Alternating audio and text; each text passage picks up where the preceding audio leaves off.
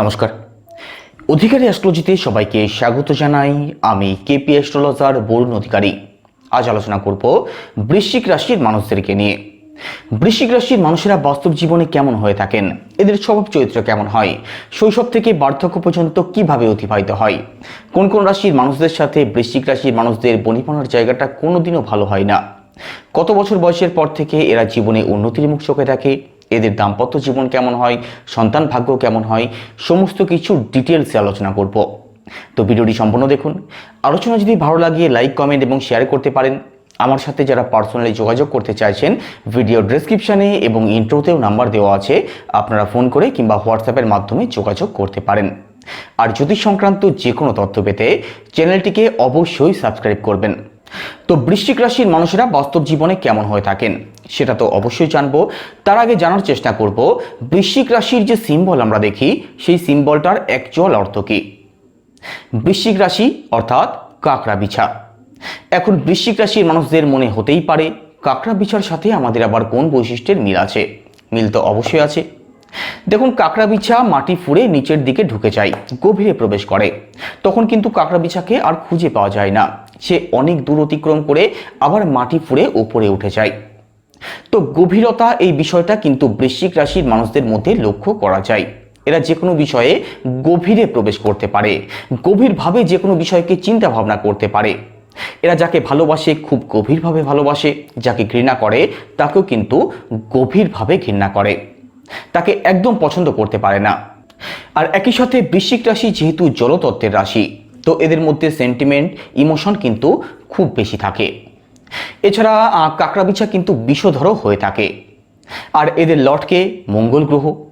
তো এরা যদি কারোর সাথে ঝগড়া বিবাদে জড়িয়ে পড়ে কিংবা এদের কেউ যদি ক্ষতি করার চেষ্টা করে, এরা কিন্তু তাদের জন্য ক্ষতিকারক হতে পারে, তাদের জন্য এরা একটু বিপজ্জনক হতে পারে।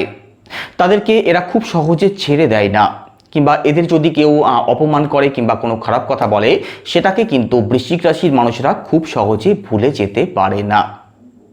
চলুন এবার দেখে নেওয়া যাক বৃশ্চিক রাশির মানুষদের স্বভাব চরিত্র কেমন হয়ে থাকে আর শৈশব থেকে বার্ধক্য পর্যন্ত এদের কিভাবে অতিবাহিত হয়। রাশিচক্রের অষ্টম রাশি হচ্ছে বৃশ্চিক রাশি, যাদের লর্ড হচ্ছে সেনাপতি মঙ্গল। এছাড়া বৃশ্চিক রাশি স্থির রাশি এবং জলতত্ত্বের রাশি। বৃশ্চিক রাশিতে চন্দ্র নিচস্থ থাকে। তো বৃশ্চিক রাশির মানুষদের মধ্যে মেইন যে সমস্যাটা দেখা যায়, এদের মধ্যে চিন্তা ভাবনা করার ক্ষমতা অত্যাধিক বেশি থাকে। এরা ওভার থিঙ্কিং করে, এদের মধ্যে ডিপ্রেশন লক্ষ্য করা যায়। কারণ চন্দ্র যেহেতু বৃশ্চিক রাশিতে নিচস্থ থাকে, তো এরা যে কোনো বিষয় ভাবে খুব বেশি, যার ফলে কিন্তু এরা ডিপ্রেশনের শিকার হয়ে যায়। এছাড়া মঙ্গল যেহেতু এদের লর্ড, আর জ্যোতিষশাস্ত্রে মঙ্গল গ্রহকে সেনাপতির আসনে বসানো হয়েছে, তো এদের মধ্যে লিডারশিপ কোয়ালিটি কিন্তু ছোটবেলা থেকেই লক্ষ্য করা যায়। এরা যেখানেই কাজ করুক, এরা যেখানেই থাকুক, সেখানে লিডার হয়ে থাকতে চাই, দলনায়ক হয়ে কাজ করতে চাই। এদের উপরে কেউ প্রতিনিধিত্ব করুক কিংবা এদের উপরে কেউ কথা বলুক, সেটা কিন্তু বৃশ্চিক রাশির মানুষেরা মোটেই পছন্দ করে না। তবে বৃশ্চিক রাশির মানুষদের মধ্যে রাগ জেদ বেশি লক্ষ্য করা যায়। এদের মধ্যে একাগ্রতার অভাব থাকে। এরা একটু ভাবুক প্রকৃতির হলেও কোনো কথা কিন্তু এরা খুব বেশি ভাবনা চিন্তা করে বলে না। এরা হঠকারী সিদ্ধান্তের শিকার হয়ে যায়। তবে এরা মানসিক দিক থেকে অত্যন্ত সৎ মনের মানুষ হয়। মনে এদের খুব বেশি ঘোরপেশ থাকে না। কেউ যদি বিপদে পড়ে, কেউ যদি সাহায্যার্থে এদের কাছে এগিয়ে আসে, এরা কিন্তু তাদেরকে মুখের উপরে না করতে পারে না, যত সম্ভব তাদেরকে সাহায্য করার চেষ্টা করে। আর এমনিতে বৃশ্চিক রাশির মানুষেরা কারোর সাথে ঝগড়া বিবাদ করতে চায় না। তবে কারোর সাথে যদি আর্গুমেন্টে জড়িয়ে পড়ে, সেক্ষেত্রে কিন্তু বৃশ্চিক রাশির মানুষেরাই এগিয়ে থাকে। বৃশ্চিক রাশির মানুষেরা জ্ঞানী হয়। 64 কলার জ্ঞান বৃশ্চিক রাশির মানুষদের মধ্যে লক্ষ্য করা যায়। এদের মধ্যে ক্রিয়েটিভ মেন্টালিটি লক্ষ্য করা যায়। স্পোর্টসের প্রতি এদের বেশ আকর্ষণ থাকে। কলাত্মক বোধ এদের মধ্যে লক্ষ্য করা যায়। খেলাধুলার প্রতি বেশ আগ্রহী হয়। এরা নিজের মতো করে চলতে পছন্দ করে। কেউ এদেরকে পথ দেখা কিংবা কেউ এদেরকে কন্ট্রোল করুক, সেটা বৃশ্চিক রাশির মানুষেরা একদমই পছন্দ করে না। তবে বৃশ্চিক রাশির মানুষদের মধ্যে কনফিউশন লক্ষ্য করা যায়। ডিসিশন মেকিং পাওয়ার এদের মধ্যে খুবই কম থাকে। কোনো কাজ করে ফেলার পর কিংবা কোনো সিদ্ধান্ত নিয়ে নেওয়ার পর এদের মনে হয় যে কাজটা ঠিক করলাম না ভুল করলাম। তো বৃশ্চিক রাশির মানুষেরা কিন্তু যে কোনো বিষয়ে কনফিউজ থাকে।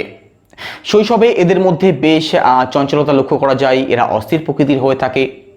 যৌবনে পা দেওয়ার সাথে সাথে এদের মধ্যে ডিপ নলেজ বাড়ে। এরা ঘুরতে খুব পছন্দ করে। আর পড়াশোনাতে এরা মধ্যম প্রকৃতির হয়ে থাকে। আর বৃদ্ধ বয়সে কিন্তু এরা খুব বেশি কাজ করতে পছন্দ করে না। বৃশ্চিক রাশির মানুষদের বৃদ্ধ বয়সে স্বাস্থ্যের দিক থেকে বেশ ভোগান্তির শিকার হয়। এরা কাফ কোল্ডের সমস্যায় এদের ভুগতে দেখা যায়। বৃদ্ধ বয়সে ঘরের কাজ করতে চাই, সমাজের কাজ করতে চাই, পরিবারের সাথে জুড়ে থাকতে চাই, আর ঘুরতেও এরা কিন্তু বেশ পছন্দ করে।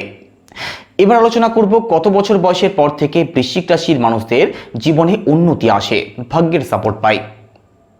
সাধারণত দেখা গেছে 32-34 বছরের পর থেকে 36-37 বছরের মধ্যেই বৃশ্চিক রাশির মানুষদের জীবনে একটা আমূল পরিবর্তন আসে। এই সময় কর্মজীবনের দিক থেকে হোক বা অন্য যে কোনো দিক থেকে এরা ভাগ্যের ফুল সাপোর্ট পায়। কাজের দিক থেকে কোনো চাকরি বা কোনো ব্যবসার শুভারম্ভ যদি করে থাকে, অথবা গাড়ি, ফ্ল্যাট, বাড়ি যাই কিনুক না কেন, এই সময় এদের জীবনে একটা গুরুত্বপূর্ণ রোল কিন্তু প্লে করে। তো এই সময়টা 32-34 বছরের পর থেকে 36-37 বছরের মধ্যেই বৃশ্চিক রাশির মানুষদের জীবনে একটা পরিবর্তন অবশ্যই আসে। এবার আলোচনা করব কোন কোন রাশির মানুষদের সাথে বৃশ্চিক রাশির মানুষদের মতের মিলের জায়গাটা কোনোদিনও ভালো হয় না, আর মানসিক দিক থেকেও সেইভাবে বনিবনার জায়গাটা কোনোদিনও ঠিকঠাক হয় না। তো কোন সেই 3 রাশি? প্রথমত বৃষ রাশি, তুলা রাশি আর মকর রাশি।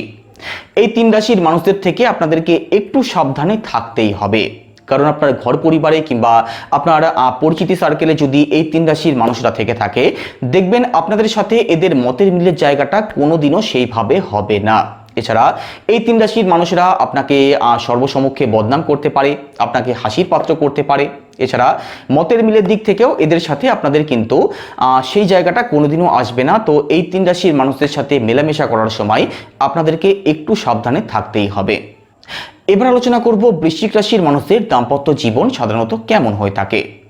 সপ্তম ভাব থেকে দাম্পত্য জীবন বিচার করা হয়। আপনাদের সপ্তম ভাবের লর্ডকে ভেনাস অর্থাৎ শুক্র গ্রহ, আর আপনাদের লর্ডকে মঙ্গল গ্রহ। তো আপনার যিনি পার্টনার, মেল হোক বা ফিমেল হোক, তার সাথে যে আপনার মতের সমস্ত দিক থেকে মিল হয় তেমনটা কিন্তু নয়। আপনার সাথে আপনার পার্টনারের কিন্তু মত পার্থক্য থাকেই। এছাড়া ভেনাস যেহেতু আপনাদের সপ্তম ভাবের লর্ড, তো আপনার যিনি পার্টনার তিনি কিন্তু একটি মুডি স্বভাবের হয়ে থাকেন, একটু রোমান্টিক স্বভাবের হয়ে থাকেন, ঘুরতে ফিরতে খুব পছন্দ করেন, সাজতে খুঁজতে পছন্দ করেন। এছাড়া বাইরে যাওয়া, বাইরে খাওয়া দাওয়ার প্রতিও কিন্তু এদের বেশ আকর্ষণ থাকে, অর্থাৎ শৌখিন জীবনযাপন করতে পছন্দ করে। তবে আপনার সাথে মতের একটু পার্থক্য থাকেই। আপনার বিচার বিশ্লেষণকে যে আপনার পার্টনার সাদরে গ্রহণ করে নেয় সেটা কিন্তু নয়। তো ওভারঅল দাম্পত্য জীবনের কথা যদি বলা হয়, বৃশ্চিক রাশির মানুষদের দাম্পত্য জীবন মধ্যম প্রকৃতির হয়ে থাকে। এবার সন্তান ভাগ্য কেমন হয়ে থাকে দেখে নেওয়া যাক। পঞ্চম ভাব থেকে সন্তানকে বিচার করা হয়। আপনাদের পঞ্চম ভাবের লর্ডকে দেবগুরু বৃহস্পতি। তো বৃশ্চিক রাশির মানুষদের সন্তান ভাগ্য কিন্তু ভালোই হয়। বৃশ্চিক রাশির মানুষদের সন্তানরা সৎ হয়, জ্ঞানী হয়। 64 কলার জ্ঞান কিন্তু আপনাদের সন্তানদের মধ্যে লক্ষ্য করা যায়। এছাড়া সংস্কারী হয়ে থাকে, কার সাথে কিভাবে ব্যবহার করতে হবে এটা এরা খুব ভালো বোঝে। ধর্মকর্মের প্রতি, ভগবানের প্রতি আপনার সন্তানের আকর্ষণ কিন্তু লক্ষ্য করা যায়। এছাড়া বাবা মাকে সাপোর্ট করে। রাগ জেদ যদিও এদের মধ্যে লক্ষ্য করা যায়, তবে সেটা কিন্তু দীর্ঘস্থায়ী হয় না। রাগ যেমন হয় তেমন রাগ খুব তাড়াতাড়ি কমেও যেতে দেখা যায়। তো সন্তান ভাগ্য আপনাদের মোটের উপরে ভালোই হয়ে থাকে।